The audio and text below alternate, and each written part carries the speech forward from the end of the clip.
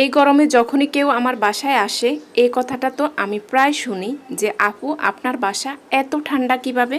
আজকে সংসারের কাজের মাঝে হাতে গুনে 5টা টিপস আমি শেয়ার করব ঘর ঠান্ডা রাখার জন্য। দেখলে আশা করি আপনাদের কাজে লাগবে। আর এই যে গাছগুলো দেখছেন বাসার ভিতরে, এই গাছগুলোর যত্ন আমি কিভাবে করি সেটাও কিন্তু দেখিয়ে দিব। আর অনেক আপুরই প্রশ্ন ছিল আমার রুটি পরোটা এত ফুলকো হয় কিভাবে। এই যে আজকে রুটি বানিয়েছি একেবারে ফুলকো করে, কিভাবে বানালাম সেটাও কিন্তু বলে দিব। আপনারা যারা দেখা শুরু করছেন প্লিজ একটা লাইক দিয়ে পুরো ব্লগটা দেখবেন। আসসালামু আলাইকুম, কেমন আছেন সবাই? এই তো সকালবেলা আমি রান্নাঘরে চলে এসেছি নাস্তা বানানোর জন্য, মানে রুটির কাই করে নিচ্ছি। তার মধ্যে আমার সাথে একটা ঘটনা ঘটলো। দেখুন আমি পানির মধ্যে মানে ফুটন্ত পানিতে আটা দিয়ে দাঁড়িয়ে আছি, কিন্তু লুসনি খুঁজে পাচ্ছি না। পরে আর কি করব, কিচেন তাওয়াল দিয়ে কড়াইটা ধরে কাইটা করে নিয়েছি আর এখন রুটিগুলোও বেলে নিচ্ছি। এই যে সকালে নাস্তা বানানো আমি অনেক সকালে শুরু করে দিয়েছি, মানে বাহিরে এখনও ভালো করে রোদ উঠেনি। সকালে ঠান্ডা ঠান্ডা থাকতে আমি নাস্তার কাজ সেরে ফেলবো। এটাও কিন্তু একটা টিপস, রোদ উঠে গেলে রান্নাঘরে একেবারে কাজ করতে ইচ্ছে করে না। এই তো রুটিগুলো বানিয়ে আমি এখন সেঁকে নিচ্ছি। এই যে আমার ফ্রাই প্যানটা দেখছেন, এটা গরম হওয়ার পরে আমি চুলার আঁচটা মিডিয়াম রেখেছি আর রুটিটা দেওয়ার পরে যখন এক পাশ হয়ে গিয়েছে তারপরে আমি উল্টিয়ে দিয়েছি। উল্টি দেওয়ার সাথে সাথে কিন্তু এভাবে ফুলে ওঠা শুরু করে দিয়েছে। রুটি পরোটা বানানোর পরে যদি না ফুলকো হয় তাহলে দেখতে ভালো লাগে না, খেতেও কিন্তু ভালো লাগে না। আমি 6টা রুটি বানিয়েছি, 6টাই আপনাদেরকে দেখাচ্ছি। প্রত্যেকটা এরকম টুপির মতো ফুলে গিয়েছে। চুলার আঁচটাও কিন্তু আমি অনেক কমিয়ে রেখেছি। ফ্রাই প্যানটা গরম হওয়ার পরে যদি চুলার আঁচটা বাড়তি থাকে তাহলে কিন্তু রুটি পুড়ে যাবে। আমি চুলার আঁচটাও দেখিয়ে দিয়েছি কেমন রেখেছি। এক পাশ ভালো করে না হলে উল্টাতে যাবেন না, বারবার উল্টালে কিন্তু রুটি ফুলকো হয় না। আমি কিন্তু 2 বা 3 উল্টানিতেই রুটি সেকে ফেলি, মানে ফুলকো হয়ে যায়।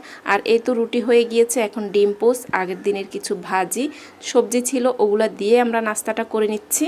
গরম ছাড়া অন্য সময় কি হয়, নাস্তা করে কিছুক্ষণ গল্প করি, রেস্ট নেই। আর এই সময় গরমের সময় নাস্তার পরপর আমি সব কাজ সাথে সাথে সেরে ফেলি, কারণ সকালে 9টা বা 10টার মধ্যে আমি রান্নাঘরের কাজ কমপ্লিট করে ফেলবো। দুপুরের দিকে যদি আগুন জ্বালানো হয় মানে রান্না করা হয়, রান্নাঘরের গরম কিন্তু পুরা ঘরে ছড়িয়ে পড়ে। এটাও কিন্তু একটা টিপস, মানে সকালের মধ্যেই চেষ্টা করবেন রান্নার কাজ সেরে ফেলার জন্য।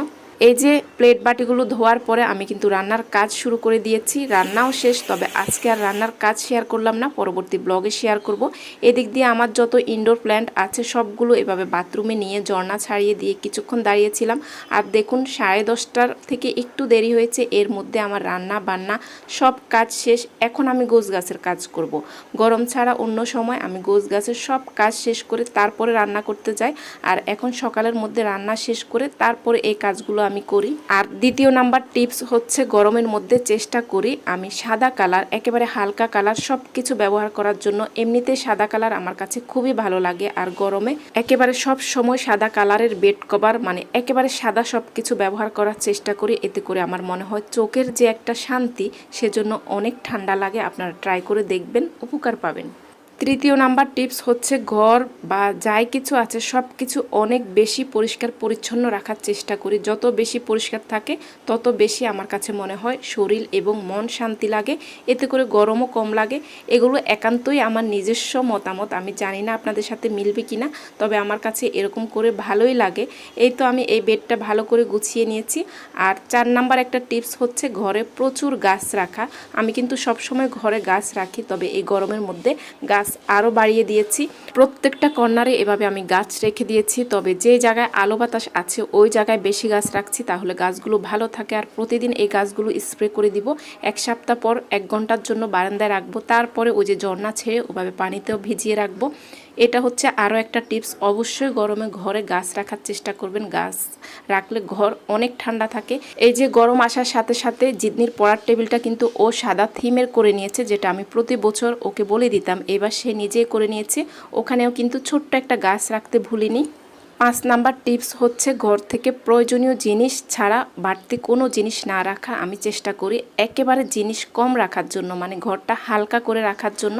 আমার 5টা টিপস আরও একবার বলে নিচ্ছি। সাদা বেড কভার বা সাদা কালারের যে কোনো কিছু ব্যবহার করা, ঘর পরিষ্কার পরিচ্ছন্ন রাখা, ঘরে গাছ রাখা, অপ্রয়োজনীয় জিনিস কমিয়ে ঘর একেবারে হালকা রাখা আর সকালের মধ্যে রান্না শেষ করা, এগুলো একান্তই আমার নিজস্ব মতামত। আমি এভাবে করি, আমার ঘর অনেক ঠান্ডা থাকে। আর এই যে ঘরটা প্রতিদিন এভাবে আমি ভালো করে মুছে ফেলি। আর ওই যে ইনডোর প্ল্যান্টগুলো ঝর্ণাতে ভিজিয়ে নিয়েছি, এখন সবগুলো নির্দিষ্ট জায়গায় রেখে দিচ্ছি। এই ইনডোর প্ল্যান্টগুলো দেওয়ার ফলে প্রত্যেকটা কর্নার অনেক বেশি সুন্দর লাগছিল। আমি আবারও আপনাদেরকে দেখিয়ে দিচ্ছি। আর প্রতিদিন ঘর মোছার পরে আমি পরিষ্কার একটা নরম কাপড় এভাবে ভিজিয়ে রেখে দিই, যেখানে আমি আসা যাওয়া করার সময় পা দিতে পারি, এতে করে অনেক শান্তি অনুভব হয়। আজকে এখানেই বিদায় নিচ্ছি। সবাই ভালো থাকবেন, সুস্থ থাকবেন। আল্লাহ হাফেজ।